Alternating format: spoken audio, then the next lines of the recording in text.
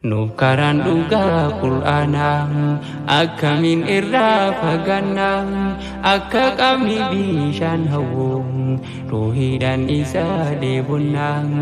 akkamittu hin hawwinen inni nuuf galgala Qur'ana burqaan jaalala Qur'aanan jireenyu tola akkamittu hin hawwinen inni nuuf galgala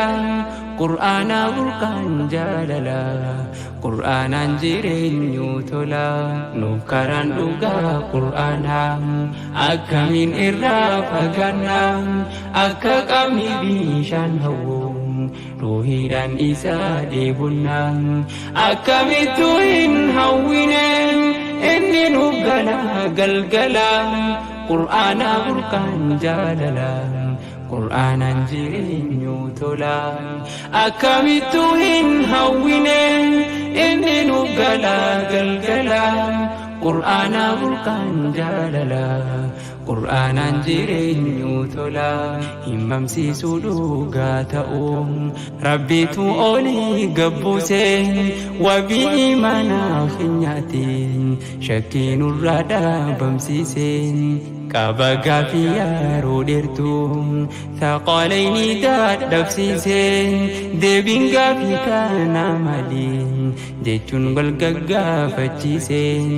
beeytonni addunyaa kana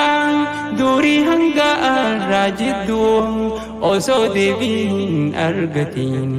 lakkoofsiise jaarraa hedduu warra qaroomaaniif yaamu dhorkee waan isin barbaaddu kamtuu gaafiisaa deebise hanga ofiin dhumte baddu tamtuu gaafiisaa deebise hanga ofiin dhumte baddu nuuf karaan dhugaa Qur'aana akkamiin irraa fagaanna akka qabni bishaan hawwu ruhiidhaan isa deebonna akkamittu hin hawwinen inni nuuf galgala Qur'ana burqaan jaalala Qur'aanan jireenyu tola akkamittu hin hawwinen inni nuuf galgala Qur'ana burqaan jaalala